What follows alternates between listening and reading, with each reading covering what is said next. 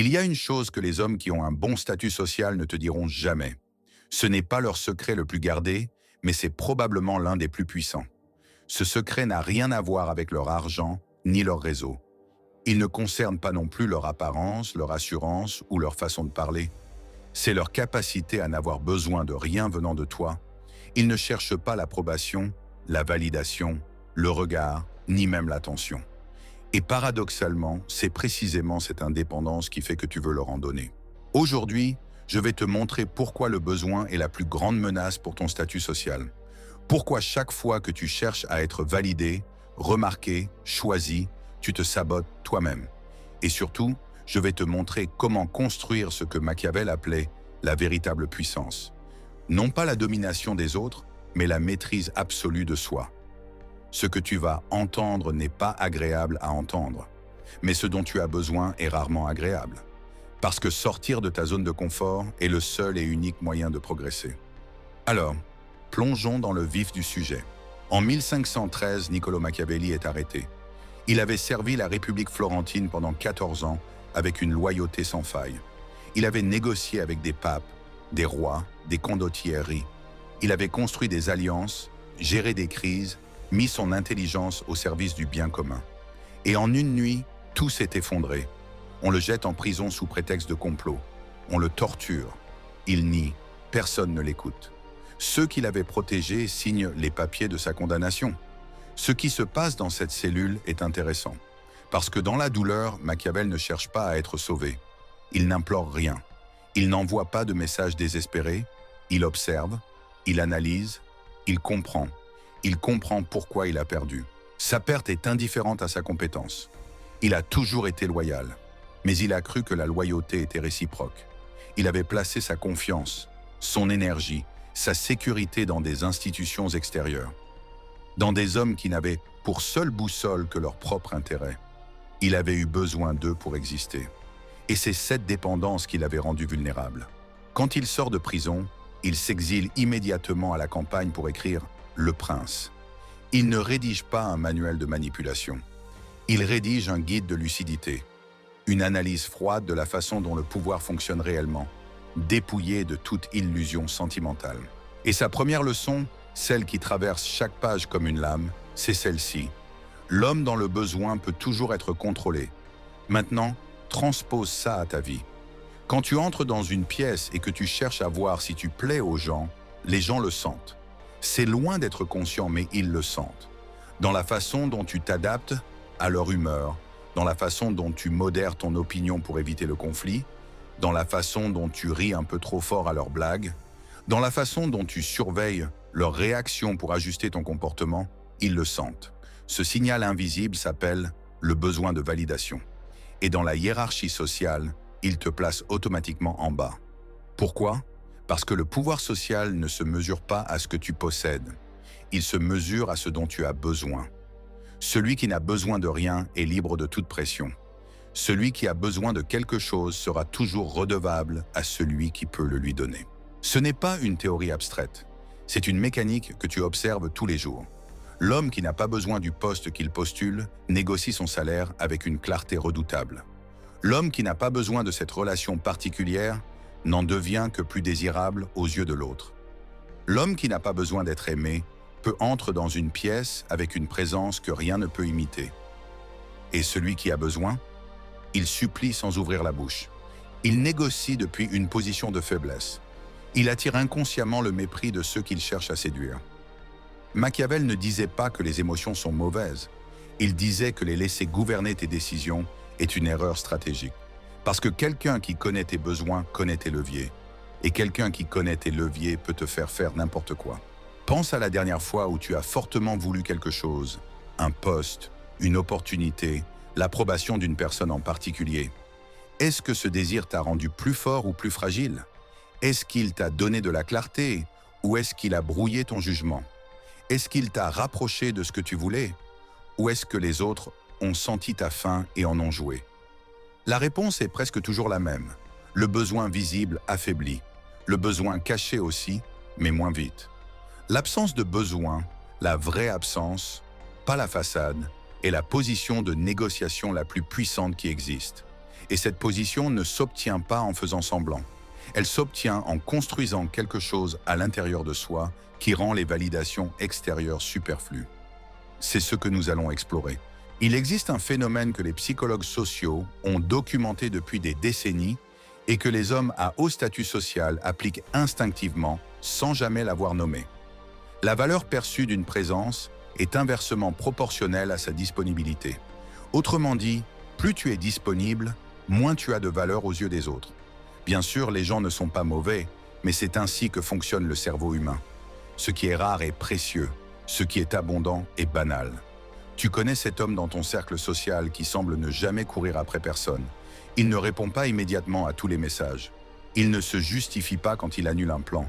Il n'explique pas ses silences. Il ne cherche pas à convaincre. Et pour une raison que tu n'arrives pas tout à fait à formuler, tu trouves son temps précieux. Tu préfères son approbation à celle d'autres. Tu fais plus attention à ce qu'il dit. Ce n'est pas de la magie. Ce n'est pas du charisme inné. C'est le signal qu'il émet. Je n'ai pas besoin de ta validation pour être complet. Et ce signal crée quelque chose de fondamental dans les interactions sociales, le mystère. Machiavel conseillait au prince de rester imprévisible. Ce n'est pas par caprice, mais par stratégie. Parce que celui qu'on peut lire entièrement peut être anticipé, et celui qu'on peut anticiper peut être contourné, manipulé, neutralisé. Mais celui qui reste opaque, dont les intentions ne sont jamais tout à fait lisibles, dont les réactions ne peuvent pas être prédites avec certitude, celui-là détient un avantage psychologique considérable. Les hommes qui ont ce statut ne sont pas forcément les plus beaux, les plus riches ou les plus éloquents. Ils sont ceux dont la présence soulève des questions, ceux dont tu te demandes ce qu'ils pensent de toi sans pouvoir en être sûr, ceux qui ne révèlent jamais entièrement leurs cartes. Et cette économie du mystère, qui consiste à donner moins que ce que tu pourrais donner, révéler moins que ce que tu pourrais révéler, être moins présent que tu ne le pourrais, n'est pas de l'arrogance, mais de la conscience. La conscience que ton attention est une ressource limitée et qu'une ressource qui se distribue sans condition n'a aucune valeur. Il y a un autre mécanisme que peu de gens comprennent. Le statut social n'est pas absolu. Il est relationnel. Il se crée dans l'espace entre deux personnes, et non dans une seule. Quand tu es celui qui cherche l'approbation dans une interaction, tu es en position basse. Quand tu es celui dont l'approbation est recherchée, tu es en position haute. Ce n'est pas la réalité objective de vos situations respectives qui détermine cela. C'est l'énergie que vous émettez dans l'interaction. Un homme très compétent qui cherche à être reconnu est souvent perçu comme moins haut statut qu'un homme moins compétent qui n'en a rien à faire de la reconnaissance. Parce que le premier révèle un manque. Le second révèle une plénitude. La plénitude est le mot-clé. Ce n'est pas de l'arrogance. Ce n'est pas de l'indifférence calculée pour impressionner. La plénitude réelle, c'est sentir que tu es complet tel que tu es, que tu n'as pas besoin que cette conversation, cette interaction, cette opportunité se passe d'une certaine façon pour que tu ailles bien. Quand tu entres dans une interaction depuis cet état, tout change. Ta voix change, ton rythme change, tes questions changent, tes silences changent.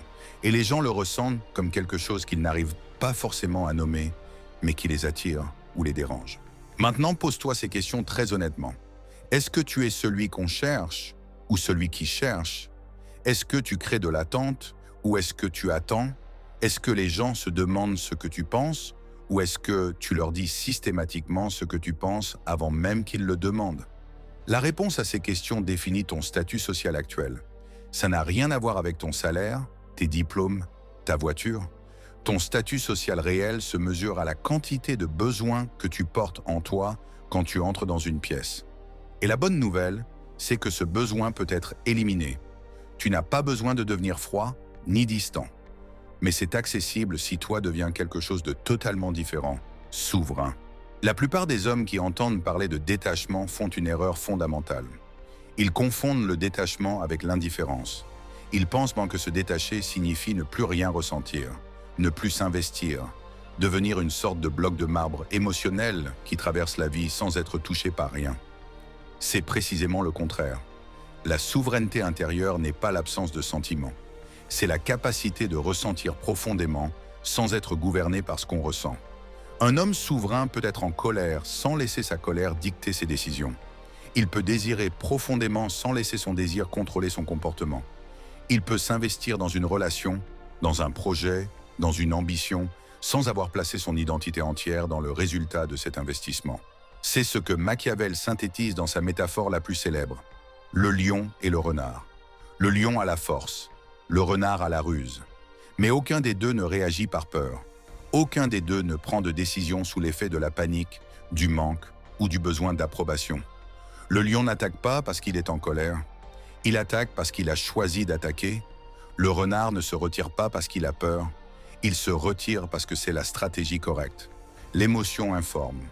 Elle n'ordonne pas. Et c'est là, exactement là, que l'écart fondamental est d'une évidence manifeste entre un homme qui subit sa vie et un homme qui l'a choisi. L'homme qui subit est gouverné par ses états intérieurs. Quand il est blessé, il le montre immédiatement. Quand il est impressionné, il le dit. Quand il veut quelque chose, il le révèle avant même d'avoir négocié. Ses émotions sont toujours en surface, lisibles, prévisibles. Et cette lisibilité le rend vulnérable. L'homme souverain lui aussi ressent. Mais il y a un espace entre ce qu'il ressent et ce qu'il exprime, un espace de choix, un espace de calcul, un espace de maîtrise. Cela ne relève pas du mensonge, ni même de la manipulation, mais c'est clairement de la discipline. La même discipline que celle d'un chirurgien qui opère une personne qu'il aime. Sa douleur est réelle, sa préoccupation est totale, mais ses mains ne tremblent pas parce qu'il a appris à séparer ce qu'il ressent de ce qu'il fait. Et cette capacité, ressentir sans être dicté par le ressenti, est la fondation de toute forme de puissance réelle. Voilà pourquoi la souveraineté n'est pas de la froideur. Les hommes froids sont coupés de leurs émotions. Ils réagissent mécaniquement parce qu'ils ne ressentent plus. Les hommes souverains, eux, ressentent tout.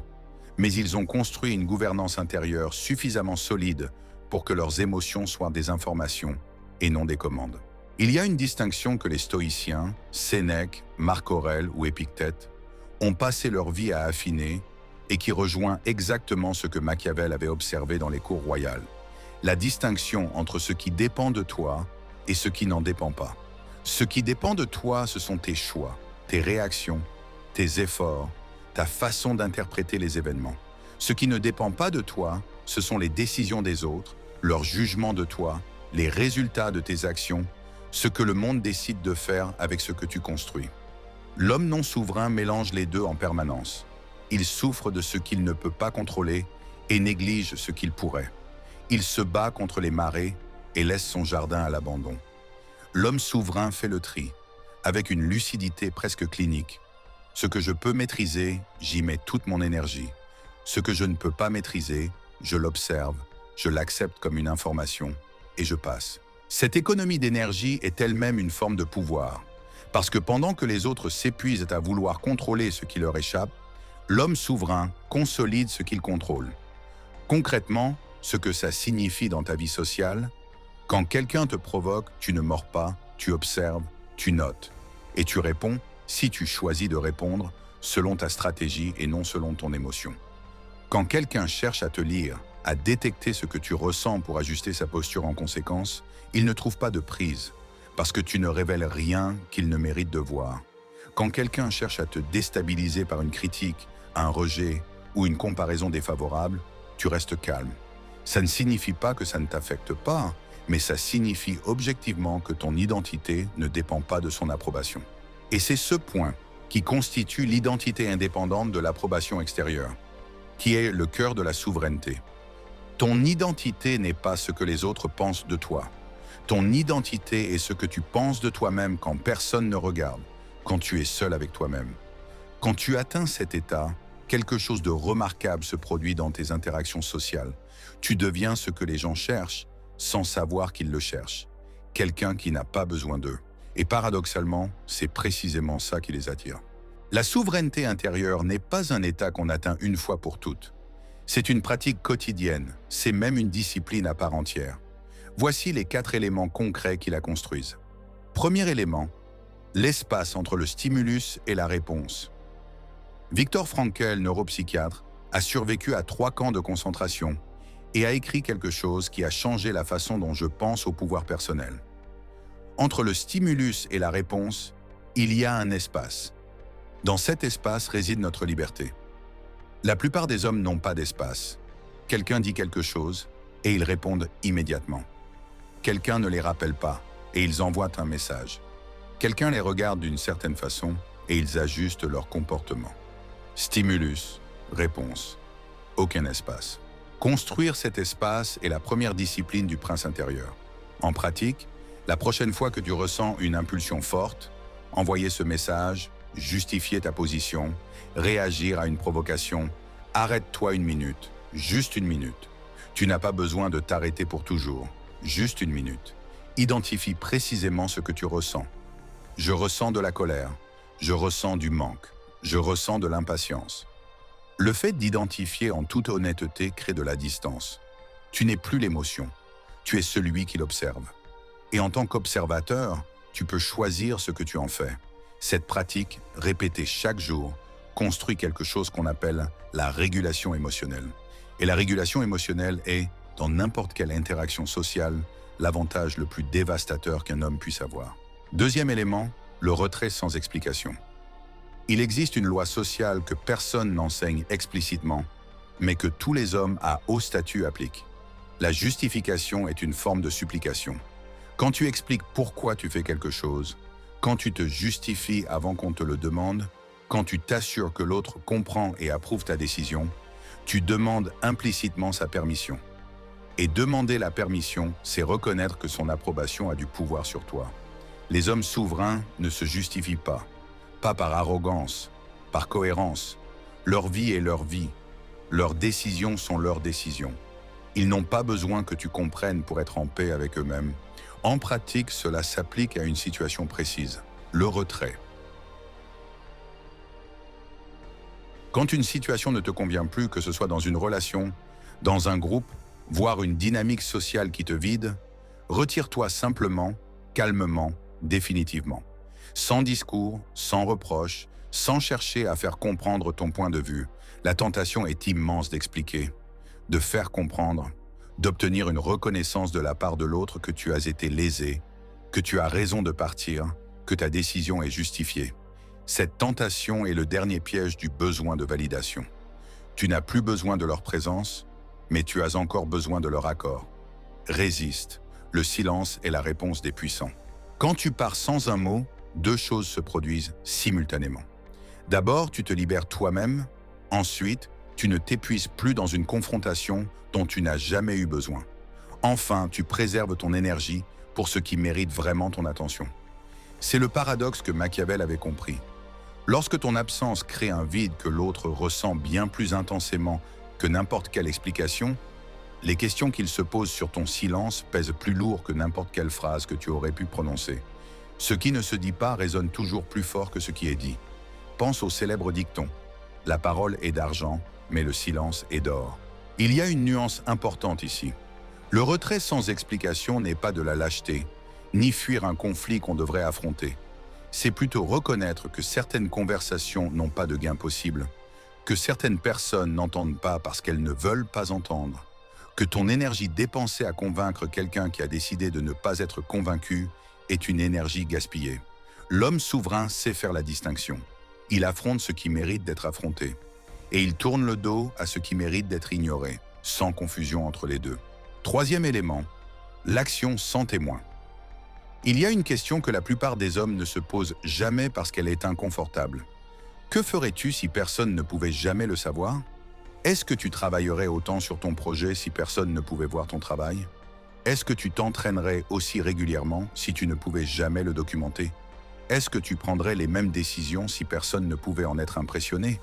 Pour beaucoup d'hommes, la réponse honnête est non, parce qu'une partie significative de leurs actions est moins motivée par ce qu'ils veulent construire que par ce qu'ils veulent que les autres voient d'eux.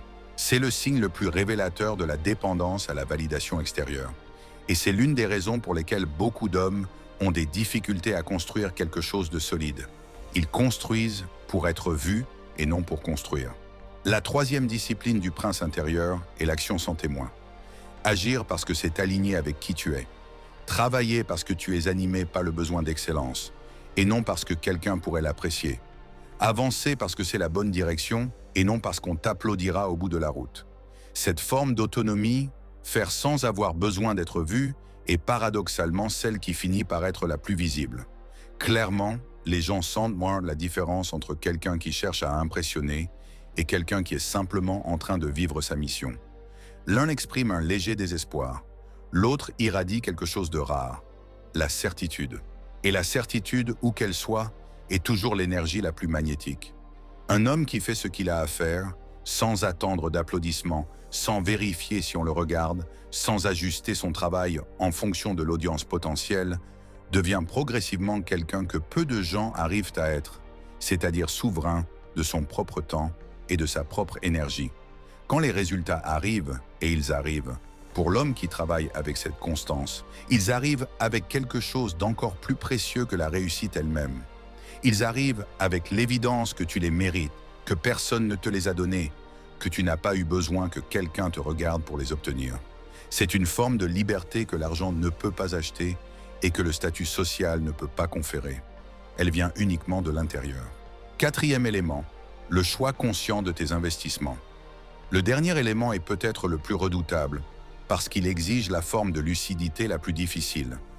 Voir les choses telles qu'elles sont, et non telles qu'on voudrait qu'elles soient. Ton énergie est limitée, ton attention est limitée, ton temps est limité. Ces ressources distribuées sans discernement te vident. Distribuées avec intention, elles construisent ton statut social. Un homme souverain décide consciemment où ses ressources s'investissent. Il observe les dynamiques dans son entourage sans se raconter d'histoire. Il voit l'ami qui n'appelle que quand il a besoin de quelque chose. Il voit le collègue qui utilise sa bienveillance comme levier. Il voit la relation qui prend sans jamais rendre. Et sans drame, sans reproche, sans grande déclaration, il redirige ses ressources ailleurs. Contrairement à ce qu'il semble, ce n'est pas de la froideur, c'est de la précision. Machiavel distinguait l'homme qui dépense ses ressources libéralement pour être aimé et l'homme qui les distribue avec intention pour construire ce qu'il veut construire. Le premier épuise son trésor et finit par devoir tout axer pour survivre. Le second maintient son pouvoir intact. La métaphore est financière, mais elle s'applique exactement à l'énergie émotionnelle et sociale. Chaque interaction où tu donnes ton attention, ton temps, ton investissement émotionnel est un placement. La question n'est pas de savoir si tu vas recevoir la même chose en retour demain.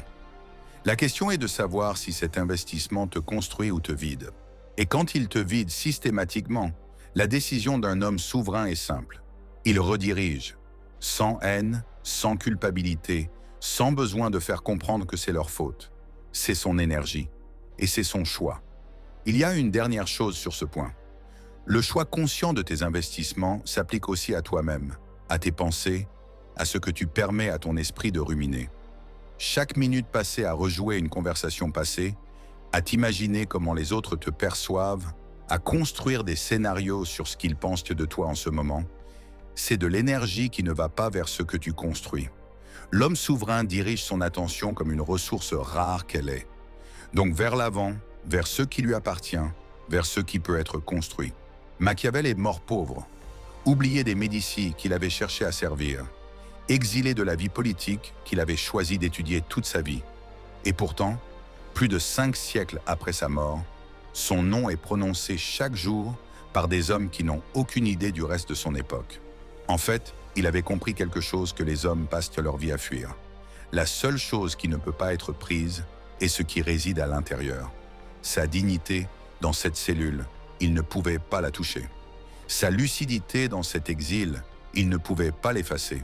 Sa liberté intérieure, comme la capacité de penser par lui-même, d'analyser ce qu'il voyait, de construire une vision du monde cohérente, n'appartenait qu'à lui. La souveraineté, c'est ça. Ce n'est pas un titre, un statut externe que les autres t'accordent. Ce n'est pas un état intérieur que personne ne peut te donner et que personne ne peut te prendre. Et voilà le paradoxe que j'ai voulu que tu comprennes aujourd'hui. Tout ce que tu cherches à l'extérieur, le respect, le statut, la reconnaissance, l'attraction, ne peut venir que de l'intérieur. Les hommes qui cherchent le respect ne l'obtiennent pas. Les hommes qui ne l'attendent plus de personne le reçoivent, sans l'avoir demandé. Les hommes qui cherchent à être choisis ne le sont pas. Les hommes qui n'ont plus besoin d'être choisis deviennent ceux que les autres cherchent. Les hommes qui cherchent à prouver leur valeur la voir diminuer. Les hommes qui savent leur valeur et n'ont plus besoin de la prouver, la rayonnent très largement autour d'eux. Ce paradoxe n'est pas un tour de passe-passe psychologique. C'est une loi sociale aussi constante que la gravité terrestre. L'attraction naît de l'abondance, le mépris naît du manque. Et les autres perçoivent l'un et l'autre avec une précision que tu ne peux pas dissimuler, aussi bien que tu te comportes en surface. Alors la question que je te laisse aujourd'hui n'est pas « Comment faire pour que les gens me respectent ?» La vraie question est « Qu'est-ce que je construis à l'intérieur pour ne plus avoir besoin de leur respect, pour savoir qui je suis ?» Parce que le jour où tu auras une réponse solide à cette question, une réponse que tu vis, pas que tu récites, ce jour-là, quelque chose changera dans la façon dont tu entres dans une pièce, dans la façon dont tu parles, dans la façon dont tu te tais, dans la façon dont tu pars. Les gens le sentiront avant même que tu aies dit un mot. Et ce silence éloquent, cette présence qui n'a besoin de rien, mais qui choisit quand même d'être là. C'est ça le vrai pouvoir. Ce n'est pas de la domination ni de la manipulation, mais la maîtrise de soi poussée à un point où le monde doit s'adapter à toi et non l'inverse. Machiavel te le murmure depuis 5 siècles depuis les collines de San Casciano. Le pouvoir n'appartient pas à celui qui en veut le plus. Il appartient à celui qui en a le moins besoin. Souviens-toi bien de ça.